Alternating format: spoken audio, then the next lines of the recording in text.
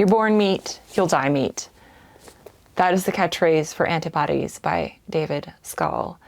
And I feel like a really good synopsis, if you really think about it, of the level of body horror that could possibly be in this book, which was a surprise to me as someone who has not yet read Blood Music by Greg Bear. I've not really had a whole lot of that in my science fiction reading experience so far. In fact, I was not expecting it in this book. I mostly got this book at an estate sale because it says Isaac Asimov on the top, thinking this is an Isaac Asimov book. It's not. And looking at the picture, I was like, oh my goodness, okay, Antibodies, it's a cool punk theme going on here.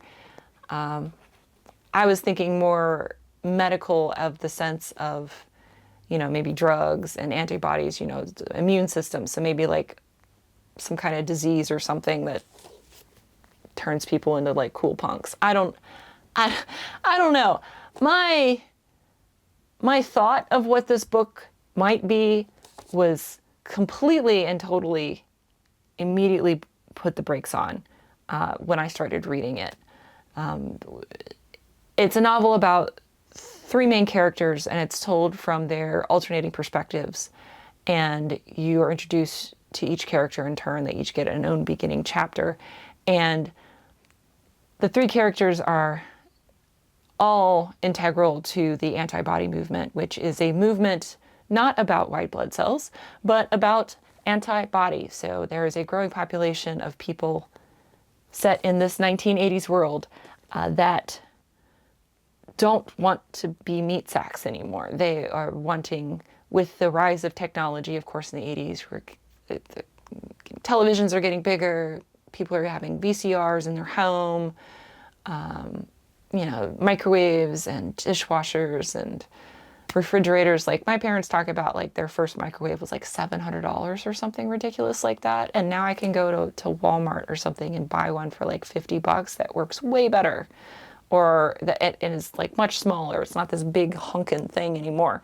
But set in the 80s. So it's not like Cyberpunk that I'm used to, which normally has a more of a futuristic spin on it. It is the technology that is available at the time that this book is written, which does seem to lend itself more towards body horror. And the reason why I believe there's so much body horror in this book is because it's written by a horror historian. This is David Skal, I feel, is not talked about as a science fiction author because he literally just stopped doing it after this book. He is most well known for his works on history about horror, not just as a genre, but like specific characters and tropes like Dracula. He writes movie criticisms about horror movies, about Halloween as a holiday.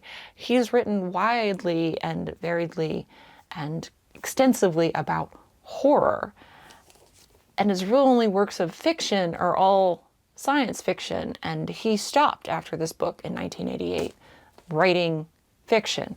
And I feel like that's tragic because I enjoyed this book despite the fact after I finished it, I had nightmares.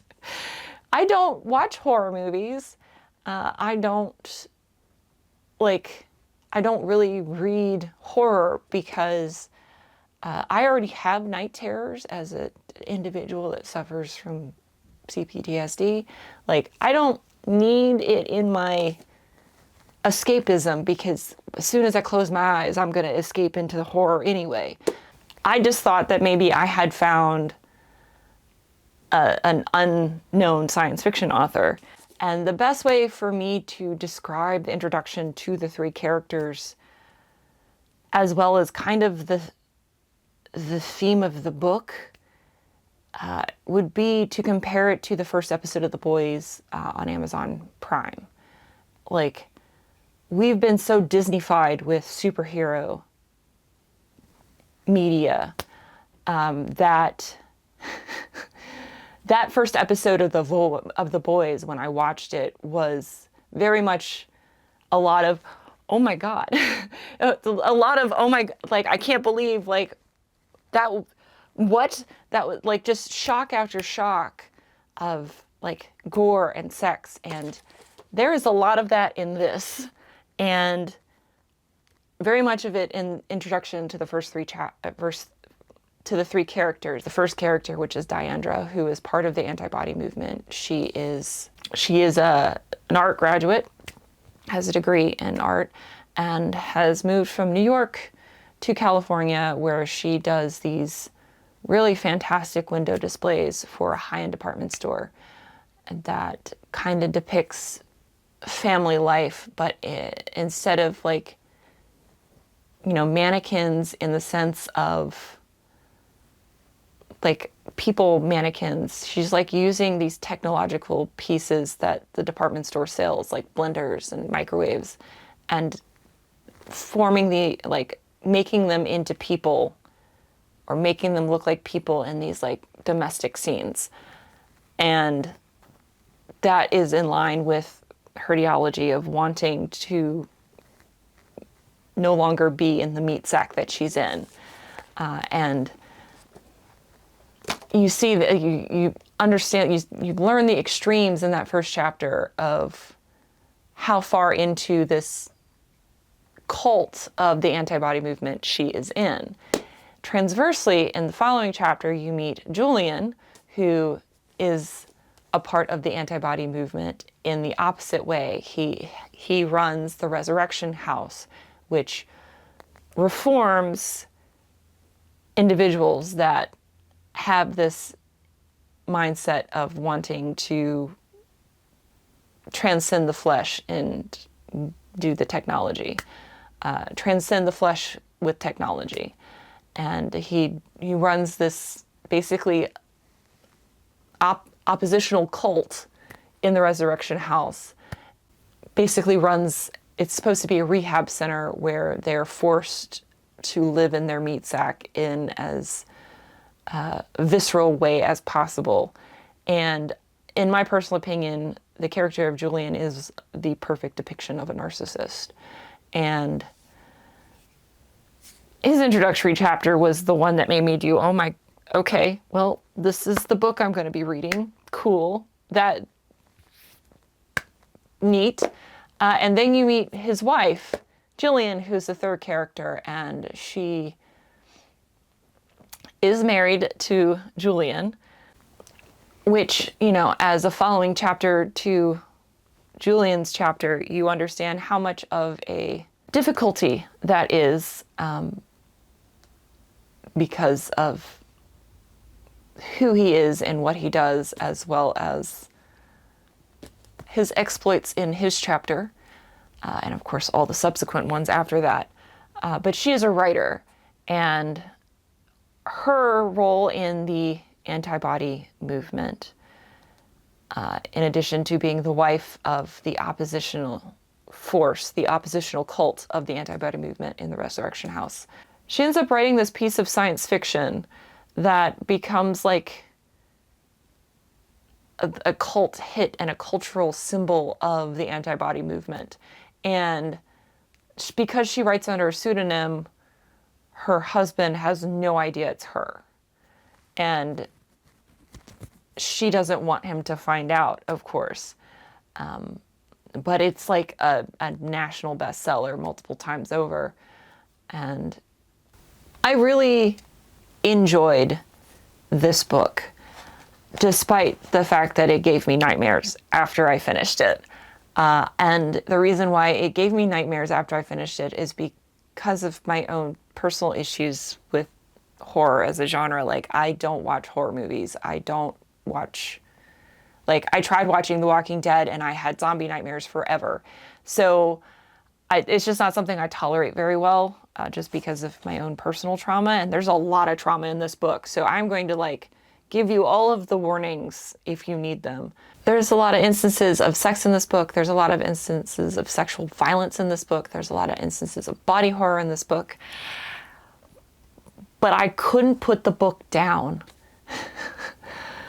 And that's why I ended up with nightmares, is because it was literally the last thing I read before I went to sleep, because I couldn't go to sleep until I finished the book because I couldn't put it down, because it was like, you know, a car crash where you just can't look away. I mean, I can because I don't want to see it, but that kind of like trope.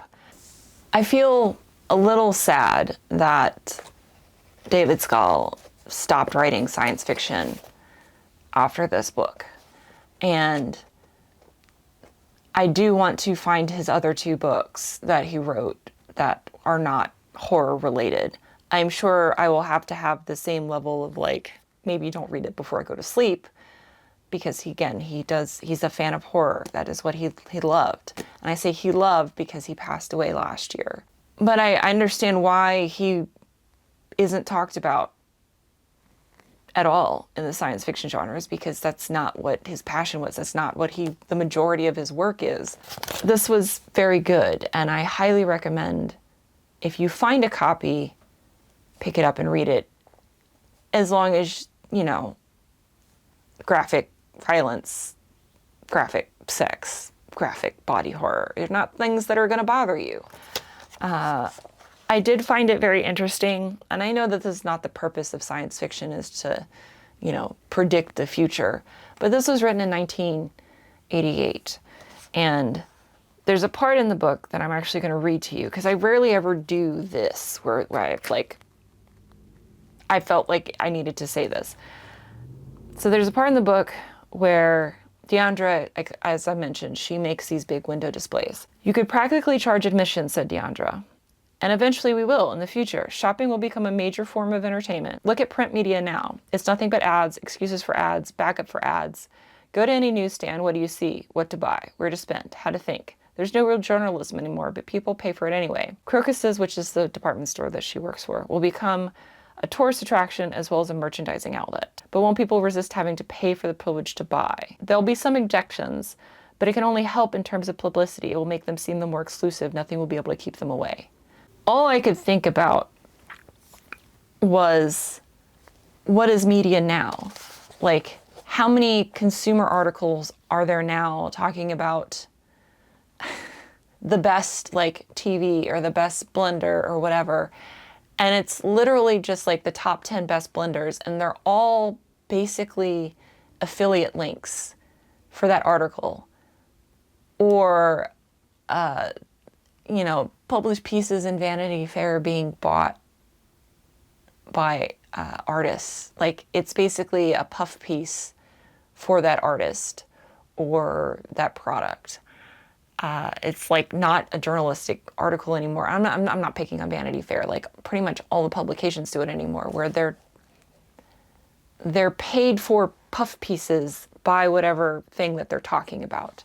And that has become a lot of media now. It's a lot of modern media now, where it's not journalism so much as a skewed view in one direction or the other. And talking about the paying for the privilege to shop, going back to the, you know, Amazon thought, which was already in my brain, like Amazon Prime. Like, you know, I pay what, $150 a year for Amazon Prime? I can't believe it's that much now. For the privilege to shop and not have to pay for shipping. Not have to pay for shipping. That's an insane amount of money now that I think about it. But like, how many people do that now? So many. And like, that's crazy. And I was just like, that made me sit for a minute. Like, I had to like close the book for a minute. One, to get the little notepad so I didn't forget where it was. But two, like, just sit and think about that. Like, that's what a lot of our media is now. And that has so very little to do with like the totality of the book. That was just kind of like David Skal making a point at current society at that time, which turned into even more poignant of a point now in, you know, 2025 when I'm filming this video. But that stood out, and that's probably like the most banal part of the whole book. It's one of the few excerpts I could probably read to you guys. But I really enjoyed the book, and I'm really sad that, one, he's passed away, so I can't talk to him about his science fiction. Not that he would ever want to talk to me about it. but I think he did, like, the writing's really good. The writing's really good. Like I said, I want to find his other 2 books that are science fiction. The other 2 books that are not horror. I don't even know if they're science fiction or not. I just know they're not horror or horror related. I want to find those 2 and read them. And I'm really, really happy that I came across this book and decided to read it. I will need a lighter book to follow this up with, but I couldn't put it down. It did give me nightmares, but it was good. And I'm really glad I got an opportunity to read it. But thank you guys so much for watching. I've tried filming this video for like 2 hours now, trying to figure out a way to talk about this book. Anyway, I recommend it. Thank you guys so much for watching. I'll see you in the next one. Until then, bye.